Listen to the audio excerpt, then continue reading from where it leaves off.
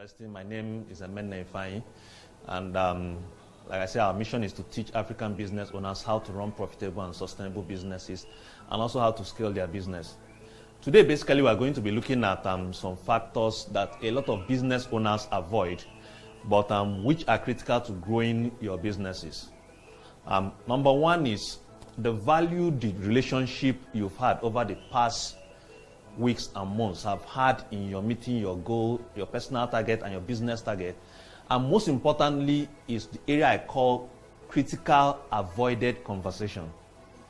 Now, I want to start with the area of critical avoided conversation because this is one part that kills a lot of businesses. Now, I had this experience that one day, because I was fasting, I did not know that my mouth was having some very bad odor.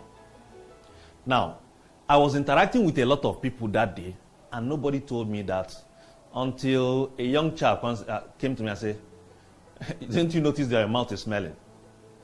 Now, you imagine the kind of effect it was having with people all through the day.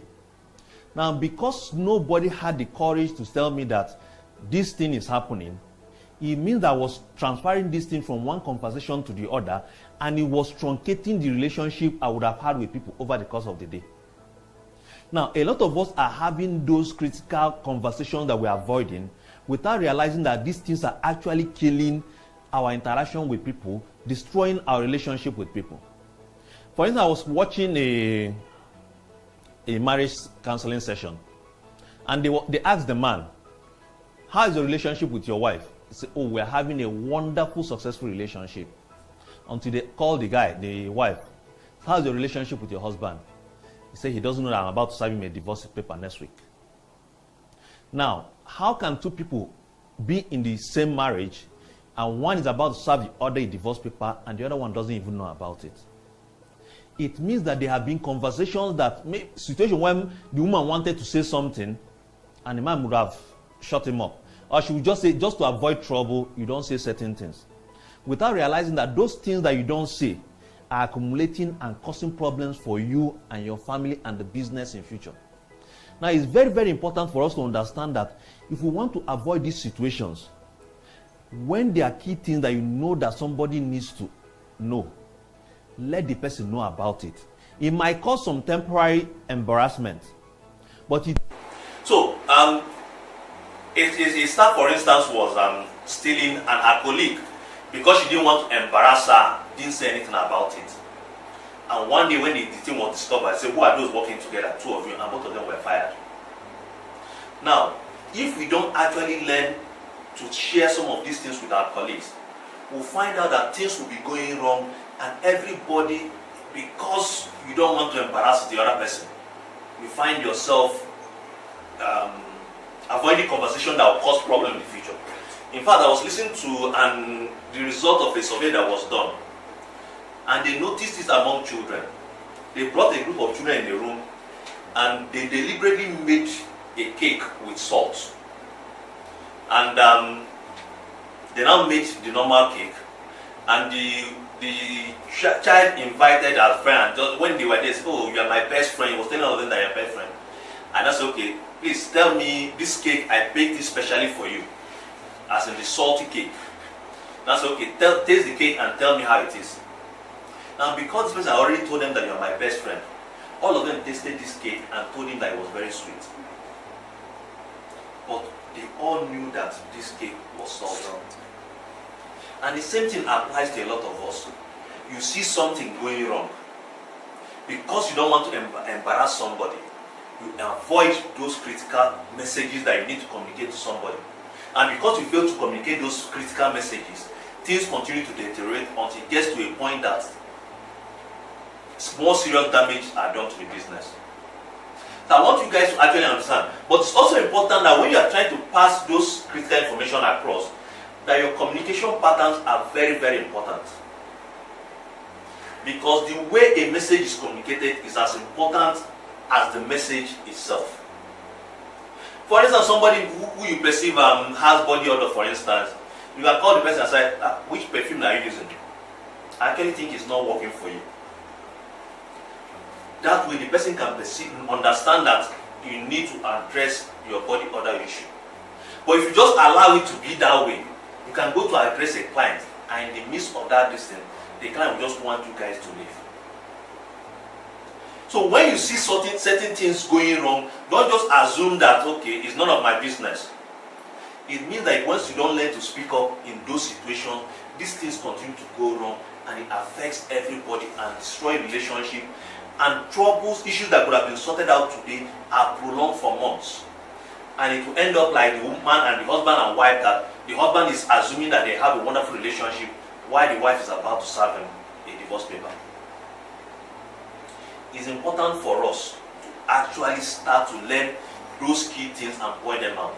And there was something that one of the most successful organizations in the world, one of the things they do is that every month, in their small groups, everybody comes up, each of the staff comes up, and everybody tells them the things that they did wrong within the week.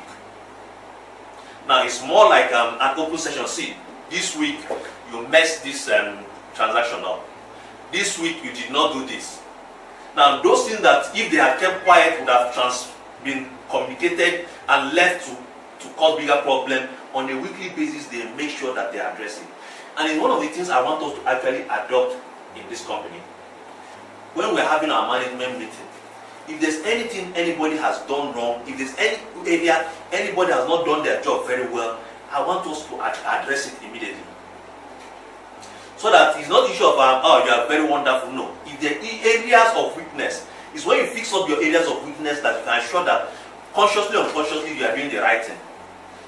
But if you don't know that these weaknesses are there and start to work on them, you find out that we keep on transmitting the same weakness over and over to our clients and customers.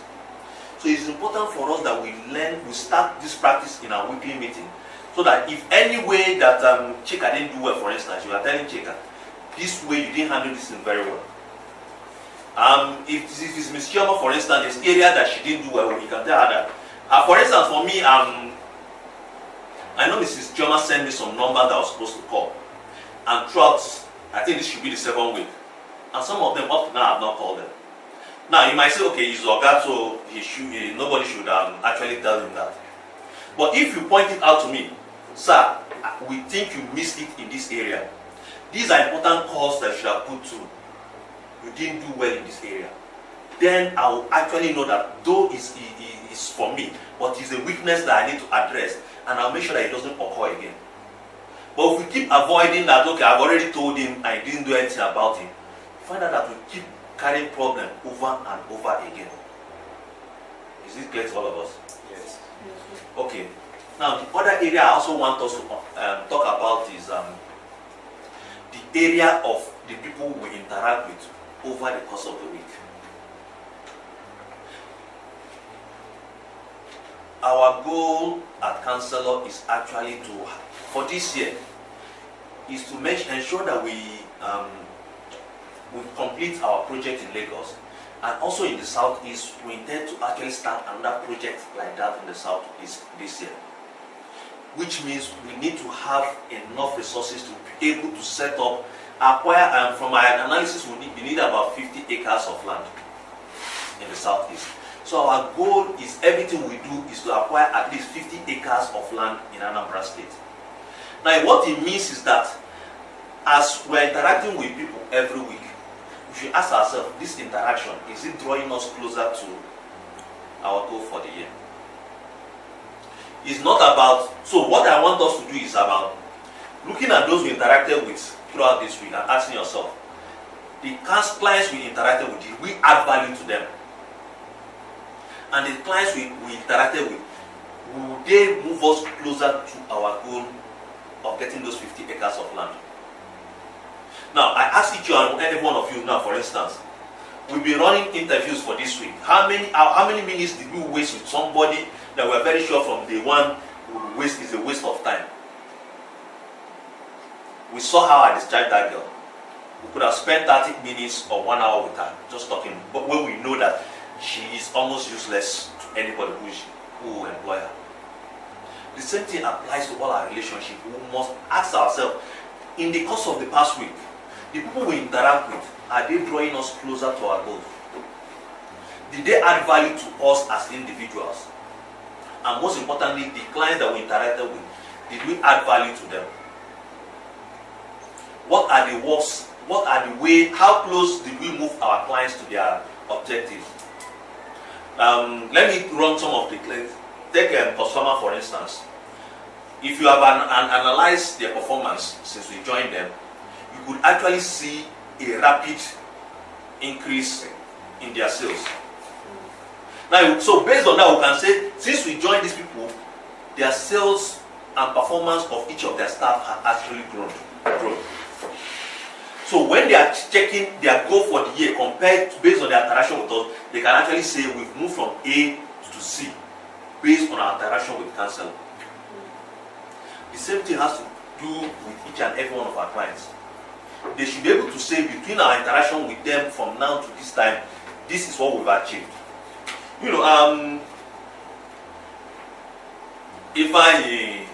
bad client always complains. All the time we call him, he will complain, one complaint or the other. So by the end of last year, I was very sure that he was not going to come back.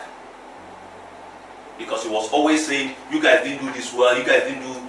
So I was shocked. At the beginning of this year, he called us, because we did 4 months with him last year. He did a 1-year contract with us. Now when I sat down to analyze, I could see that from where he was when we started working in his business to where he is, his revenue had grown by about 200%.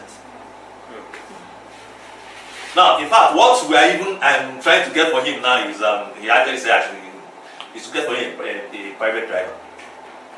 Because he's so free in his business now that his wife said for the first time since he married her, last December was the first time he took almost 1 month out of the business.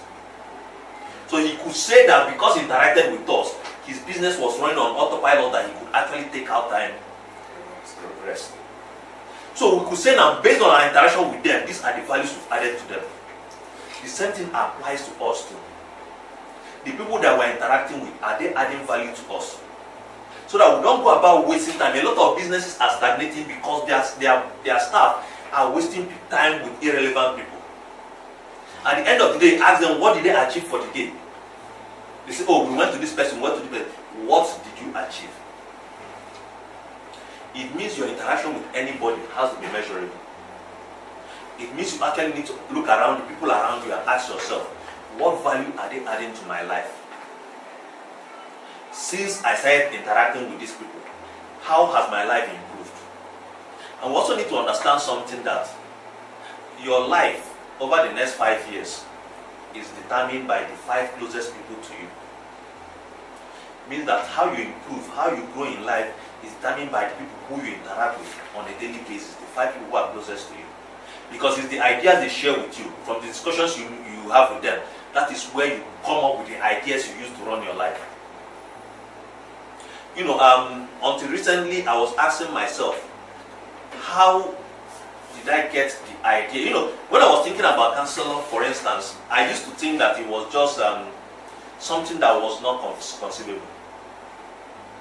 But because I took out time on a daily basis, I was listening to people who were running universities, people who have started big businesses.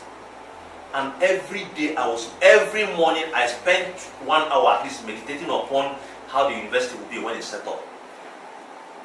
Now it's a reality. Yeah.